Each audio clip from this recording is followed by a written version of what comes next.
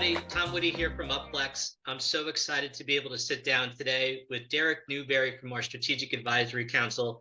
Derek is the head of organization and culture at Co-Collective and does a lot of work with big companies leading transformational moments. And so, Derek, I'll turn it over to you to give a quick intro, but thanks so much for joining us today. Yeah, absolutely. Really great to be with you, Tom. Thanks for having me. Yeah, so basically, I help companies go through moments of profound change by really focusing on the core foundations of their business, their purpose, their strategic priorities, and driving those things into their organizational culture and design. And a big part of that has to do with hybrid work and the future of work. So really glad to be a part of this advisory board as well.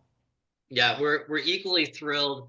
And you and I have had many, I would say, serendipitous conversations on these topics. And so I'm glad to always hear your insights and just experience in working with these big companies in the midst of what continues to be a very evolving and fluid circumstance and environment, not just with economic and geopolitical things, but just very specifically in how we're working. It seems like a lot of the questions that you and I have been talking about over the last year plus still go to a certain extent unanswered, or the answers keep evolving, and I expect we'll see more than that.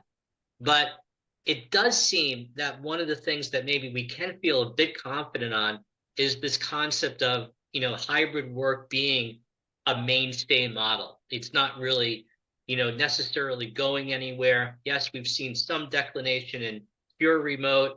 We've seen some uptick in full return to office, but it seems that majority of companies are embracing some degree of hybrid, some degree of flexibility. But I'm curious, do you think it's here to stay? Do you agree with that? Are you seeing something different? What's your perspective? Absolutely. So I think there have been a lot of headlines recently around, big name businesses pulling their employees back into the office 5 days a week. But I think the fact that that is making headlines underscores the notion that hybrid work is accepted as the norm for most businesses right now. It's something employees have come to expect and that employers are offering as part of their employee value proposition. So, some are going back to full RTO, but I really do feel like it's here to stay as an established model and as an established option for job seekers. And why do you think that is? I mean, is there any reasons or evidence that you're seeing that leads us to, think that, yeah, this is why hybrid has proved itself. This is why it's sticking. Yeah, because so we can get into all the benefits, but I think fundamentally what the pandemic did was establish this as a firm choice for job seekers. And you can see in the data that it's come to be an expectation for many of them. And even as more employers want to pull their employees back into the office full time, some of them are moving that direction. You can see a widening gap forming where that's an employer concern, but employees, especially top talent, consistently when they're surveyed say that flexibility is a top demand, it's a top concern when they're looking for their next job. So as long as that continues to be the case, and I think it will be, employers will have to meet that demand and have to have that hybrid option available to them. Understood. And we hear the term hybrid, which has certainly grown to mean many different things to many different people and companies.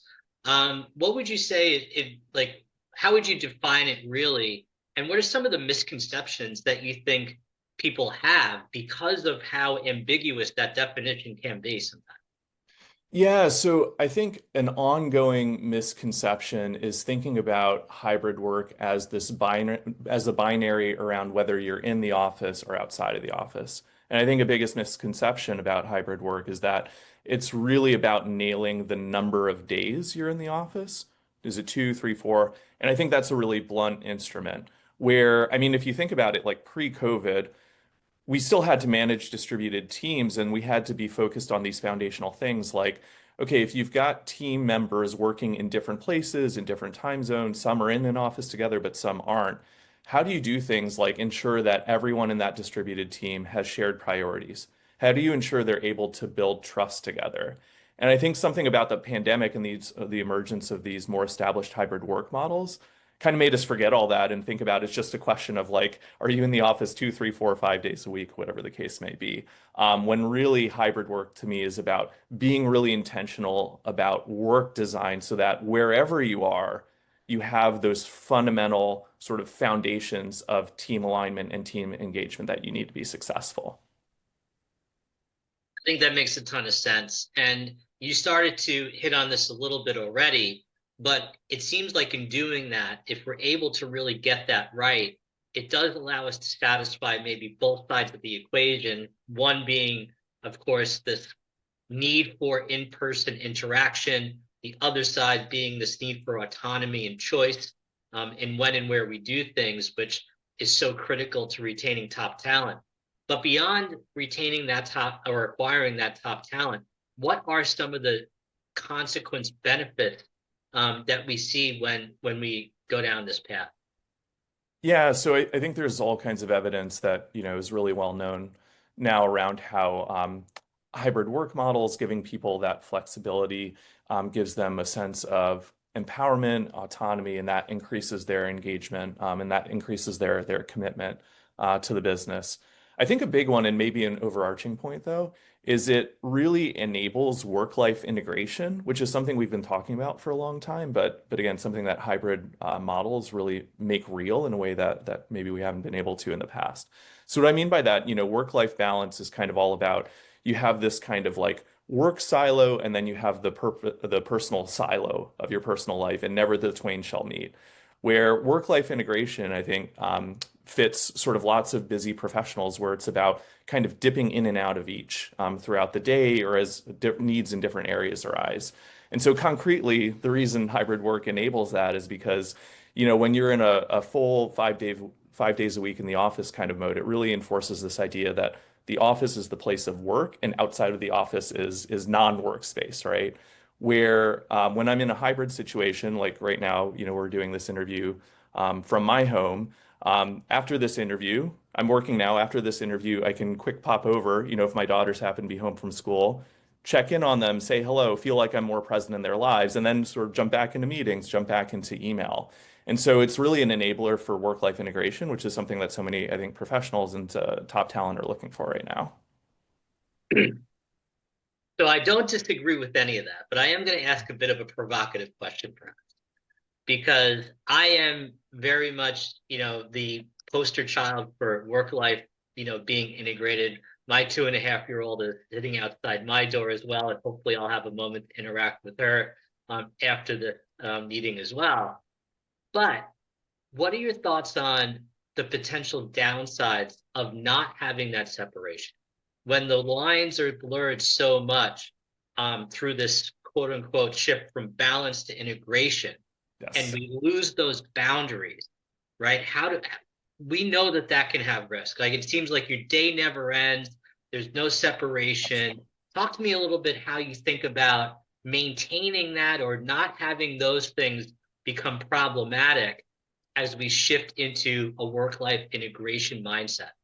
Yeah. So I think the number one thing, and I think this is an important quality that leaders and especially frontline managers need to drive with their people, is really shifting firmly to an outcome-based model of performance management and manage generally, as opposed to like a time spent model. Do you know what I mean? So, what really enables that integration is to be able to say to your team, look, we've got this deliverable or we've got this milestone to hit, by end of week.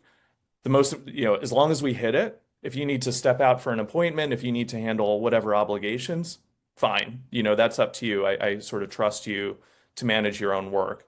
But this is, as long as we kind of hit our metrics, as long as we hit our milestones, we're good. So I think that shift and really, emphasizing for your people that it's about the outcomes. It's not about the labor. It's not about having you're behind in a seat for, certain hours in a day necessarily, I think is the key shift. Understood. Yeah, as long as you're getting your work done, as long as you're meeting what you've been tasked with, we're less concerned with how you get there, right? So Yeah, long as you do, and we're giving you the freedom to really figure out what works for you and how that gets done, right? yeah, I absolutely. think I think that's great.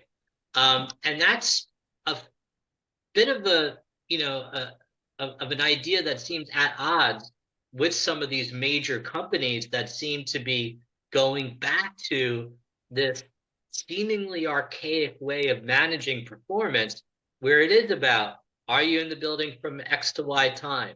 Yeah. That butts in the seats, like visible accountability of seemingly work being performed, not No. necessarily outcomes being achieved. Why do you think we're seeing some of these companies seem to revert back a little bit? I'm sorry, so, maybe pause, Tom. Say that, revert back to what I think I misunderstood the question. So I'm just going to start the question again. Okay, yeah. So it seems like that concept of outcomes-based performance management Mhm. seems to be a little bit at odds with what we're seeing from some major, well-respected, Fortune 100, seemingly quote unquote high performance organizations that are reverting back to maybe slightly Mm. more antiquated or traditional models of performance management where they do really care about butts and seats and being in an office from X to Y time and having somewhat of a visible control over seemingly work being performed as opposed to outcomes being attained. And I'm just curious, why do you think maybe we're experiencing that? Yeah, so I think there are a couple things. I mean, number one, it's just old habits are really hard to break. I think when you're in uncertain times, people fall back on what they know and what they trust, right? And so they go back to what they're kind of comfortable with. But I think part of it is, a lot of companies still haven't really nailed how to manage performance in a hybrid setting really effectively, where you can set people up with really clear priorities, tasks, deadlines, and kind of trust them to get it done, trust them to collaborate with who they need to collaborate with to get to the right outcome. And so then if you're not getting the results you want to see in that hybrid environment, then you kind of scrap it and say, well, that's not working. Like everyone just needs to be back and in person. It's kind of an easier, like I say, it's a blunt instrument for how to address that problem. So I think it's really about not quite having figured out the right hybrid model that's kind of causing people to say, forget it. We've just got to be back, 5 days a week and go back to that same sort of more sort of time as opposed to sort of outcome or output based model. So it does seem like a different set of skills, a different set of qualities potentially are really required to be an effective leader in these newer models, of how we're working. I'm curious, like what would you define like as those skill sets and qualities that are really distinguishing, those really, more modern high performing teams from those that are, falling back on, more traditional norms? Absolutely. So when I talk about then sort of that focus on outcomes over activity as a management model, then I think let's break it down to what that really means. I think one thing is being able as a leader, as a manager, to establish a really clear vision for your team, and then to be able to establish really clear priorities against it that everyone can connect to. So being able to share that narrative with them of here's what we're trying to accomplish in this project or in this product that we're developing, whatever the case may be, and here's why it matters. And now let's break that, now that we've kind of aligned on that vision, let's kind of break it down into our individual roles, responsibilities, and priorities. I think being able to do that in an effective way has always been an important leadership skill, but I think is especially important in a hybrid work model, and especially honestly in an age of AI, where again we have to move away from this idea that time spent equals output attained, right? I think a second thing that enables that model is empathy. Again, something that to me has been a critical leadership skill for as long as we've had organizations, but I think especially with a hybrid workforce or in a hybrid work model, we really need to be able to sort of understand where our people are, especially when you're not just kind of in the same space with them and you can kind of intuit what the climate is, whether they're engaged or disengaged, whether they're feeling stressed or not. You can't kind of physically see them working. It's important to have the empathy, to have those check-in moments with them and ask them, hey, are you really clear on your priorities? How's your workload? Does it feel right? Did we need to take things off your plate or shift things elsewhere? How can I help? So again, I think that ability to set a direction and clarify priorities and that empathy quality, I think, are the two key things. fully agree with that. I think we've heard so much about about empathy as such a critical leadership skill. But how are you seeing maybe that empathy, and once there is a sense of being in tune with how someone is feeling or what they're experiencing, I think some of what I've seen is that there's a little bit of a gap, and that gets turned into organizational action or change. What are your thoughts there on how do we bridge that gap between just understanding and feeling what someone else is feeling, and that turning it into tactically, how do I respond to that? Yeah, Tom, Either me as yeah. personally as a manager or organizationally in how we support our people. Yeah, that's a huge point because there's actually a lot of evidence that empathy without action can be worse than not having empathy. In other words, when you ask people for input or ask them, "Hey, how are you feeling right now?" and you don't act on the feedback, it's actually worse than if you just hadn't asked the question to begin with, right? So nothing's as demoralizing as saying, "Hey, do we need to make some adjustments or can I help in some way?" and not following through. So I think what I've seen be really effective is to establish feedback mechanisms that have action built into them, right? So one example of that, when we were early in the early days of the pandemic, and in total upheaval around work models, and especially I think leaders were feeling really disconnected from their employees and what was going on with them. I worked with one business, a major bank, where they started doing regular, like monthly pulse surveys just to get a beat on how are people feeling? Do they still feel engaged? Do they feel like they have a clear sense of direction? And would ask for really specific feedback on, how the company was adjusting to new work models. And the CEO committed to every time we get one of those pulse surveys back, I'm going to take at least one action against it. And I'm going to tell you what that action is, and we're going to hold ourselves accountable. So I think that kind of visible follow through, feedback to action to, kind of reporting on the outcome is really critical for demonstrating to employees like, hey, we're trying to, we're trying to work with you here and build a connection and make sure you're feeling heard. No, I love that. And you make a great point of, now that we're starting to, get better at maybe putting things into action, it still sometimes feels like companies are struggling to understand, are those actions effective or not? Hmm. So I'd love to hear in closing some of your thoughts around what is the best way to measure what we're doing in terms of it having the right people impact and the right organizational performance impact, and making sure that those two things are being looked at in unison, because it still feels like we're trying a lot of things, but we're not really sure. Yeah. So, I think when you think about hybrid work models, and how is this working or not, a lot of times we default because we're talking about people, we default to things like engagement scores, which don't get me wrong, those are hugely important. I think, businesses should continue to collect that information around whether people are feeling engaged or not and why. But as I've been indicating, I think one of the most important things to nail in a hybrid work environment, and one of the biggest, I would say, impacts on effectiveness and productivity is really understanding an alignment around organizational priorities and how they ladder into my priorities. And so for me, the one of the key metrics to look at, and you can get this through, a pulse check survey, for example, but to ask people, first of all, are you clear on sort of the organizational strategy and our top level priorities, right? Are those things clear to you? Are you aligned with them? Do you find them, galvanizing? And then are you really clear on how they connect to your individual priorities? Is that connection clear? I think those simple questions and keeping a pulse on those really tells you if you've, well adapted to a hybrid environment and if your distributed workforce is really on the same page and able to deliver results. No, I love that. I'm all about those upstream things you can do that get ahead of the problems.